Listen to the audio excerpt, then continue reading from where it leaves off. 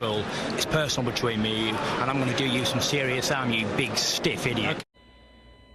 The Untouchable True School Sports Empire proudly presents something the boxing game's been missing. Hey, what's going on? It's your boy BT, and I came here to talk some boxing with the thousands of True School Sports subscribers. Now, I wanted to make a follow-up video to my last video of Seniesa Estrada signing with Top Rank because there have been some things that have happened around her weight classes that I think are worth talking about. Now, last weekend we had a fight in the women's light flyweight division between a fighter that Seniesa Estrada was always vocal about calling out in Yesenia Gomez. You know, one of these Mexican fighters that had the belt held hostage. She didn't want no smoke with Seniesa Estrada for the longest time, and Seniesa kept calling her out forever. She had a fight against Canada's very own Kim Clavel. You know, Kim Clavel, very good fighter. You know, I'm very familiar with some people in her team, like my man Sam. Shout out to Sam. Good fighter, good technical boxer. Never lost. Not the biggest puncher in the world, but knows his way around the ring. Good savvy fighter. She outboxed Yesenia Gomez relatively easily to capture the WBC Light Flyweight Title.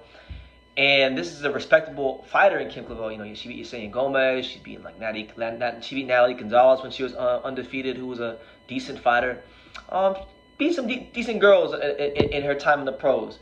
And with her beating the girl that Seniesa always wanted to fight in Yesenia Gomez that she kept calling out for all these years, and with her also being undefeated, I really do think that this would be for Seniesa the ideal first fight for Top Rank. You know, Kim Clavel versus Seniesa Estrada. I mean, right now, as far as I'm concerned, does Seniesa still have a belt at 108? I don't think she's at 108. She doesn't have the belt at 108. I think she has the belt at 105 because she beat Tenkai Tsunami at 108, right? She beat Tenkai Tsunami. She beat Tenkai Tsunami at 108. Okay, so after she beat Tenkai Tsunami, I'm pretty sure she had to vacate that belt. Yeah, she had to vacate that belt because she could have two titles at the same time. And then Evelyn Bermudez wound up winning that belt. So whether it be Kim Clavel or Evelyn Bermudez next, I really do think the move is Kim Clavel. Kim Clavel just had a good fight with Yesenia Gomez. Kim Clavel, fun fact, Kim Clavel has had 16 pro fights. Kim Clavel has never fought outside of Canada. She's a Canadian fighter, so all of her fights have been in Canada with the exception of, I believe, like maybe one or two fights. I mean, I had it in front of me. Yeah, let me see. Canada. Oh, my bad. Scratch that. I'm wrong. She fought in America one time, and that was the fight I just mentioned. That was the Natalie Gonzalez fight. So she did fight Natalie Gonzalez in 2020, but she's only had one fight in America. And I really do think this would be a good fight for Seniesa because I think, obviously you give respect where respect is due. Kim Clavel can fight. She didn't become world champion on accident. But Kim Clavel is, in my opinion, just my opinion, I think Kim Clavel is a safe world title fight for Seniesa.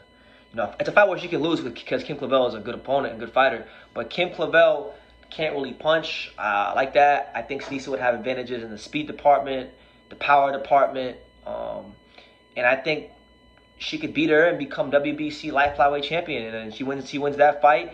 All of a sudden, she has a belt at Light Flyweight, and then that could set up a big unification fight with the girl who won the belt she vacated, Evelyn Bermudez.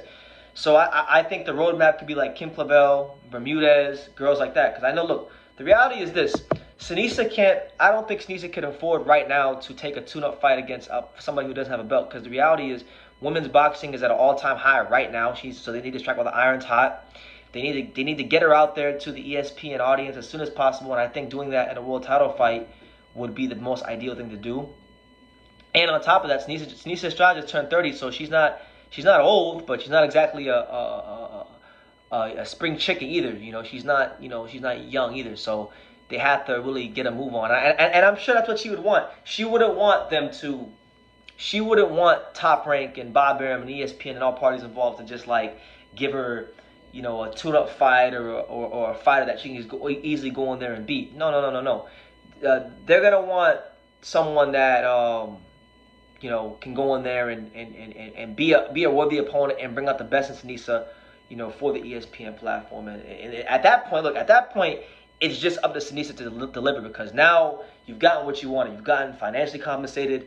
You've gotten on the right platform. You've gotten everything you wanted and then some. So, you know, and not just that, you know, I did have a chance to watch a little bit of the Seniesa Estrada interview with Ring IQ Boxing. So a big salute goes out to my main man, Julius Fox, who's doing his damn thing on Ring IQ. He really is the authority on women's boxing. So if you want to know anything about women's boxing on YouTube, that's the guy you go to, Ring IQ Boxing Talk. But I did get a chance to watch that interview with Seniesa, and she said that one of the reasons why she signed with Top Rank was because I guess when they were talking, Top Rank had expressed an interest to do more shows in the Los Angeles and Southern California area, and having someone like a Seniesa Estrada who has been, as far as I can remember, for the better part of a decade, almost a decade, a proven ticket seller in the Southern California area, and with her being world champion, with her now being on the ESPN platform, these things make Seniesa Estrada ideal, and they'll bring the fights back. So, you know, Kim Clavel, Seniesa Estrada, WBC championship. Also, Seniesa's never won a WBC belt. With her being a Mexican American, I'm sure it would mean a lot to her. And it really, forget that she's a Mexican American. Just the fact that she's a fighter, because fighters know that the WBC is the belt that it goes back in history. You know, you can go back and you can see belts of pictures of Salvador Sanchez with the WBC belt and the great fighters of yesteryear with the WBC belt. So every fighter wants to win that belt because of the history it has, because it's green, because it looks cool. And she's never won a WBC belt. She's won a WBA belt, she's won a WBO belt, but she's never captured the WBC. So there's just so many reasons, I think, to make the Kim Clavel fight. And you know, much respect to Kim Clavel for putting herself in this position by beating Yesenia Gomez, because now I think it's up to Top Rank now to do what I think you need to do to get Seniesa Estrada fights with other champions, other fighters around her weights. They're gonna have to overpay these girls to get them in the ring with Seniesa. You know what I'm saying? So I think Top Rank has to not just open up the check for Seniesa, but open up the check for women's boxing in general if they want to make these big fights in these little weight classes happen for Seniesa Estrada. So that's my thoughts. That's just my little thoughts. I'm spitballing here, I'm thinking out loud, but you guys let me know what you think. What would you guys think about a fight with Seniesa Estrada and the newly crowned WBC champion Kim Clavel? Let me know in the comments down below. Make sure you guys take the time to subscribe, and like I say in every single one of these videos, you can love me or you can hate me, but I'm just a kid from Daniel. So until next time, take care, guys. Thank you for watching another video on True School Sports, the home of boxing. If you made it this far, do me a favor and do yourself a damn favor. Hit that subscribe button and surely you will not be disappointed. You know, True School Sports bringing you the latest and greatest, the untouchable, you know, boxing content, interviews, news videos, breakdowns, live fight reaction extravaganza. We've got a great community of people here, boxing fans all over the world, from America to the UK to Australia, and on and on and on. So join the empire today. Hit that subscribe button. Take care and God.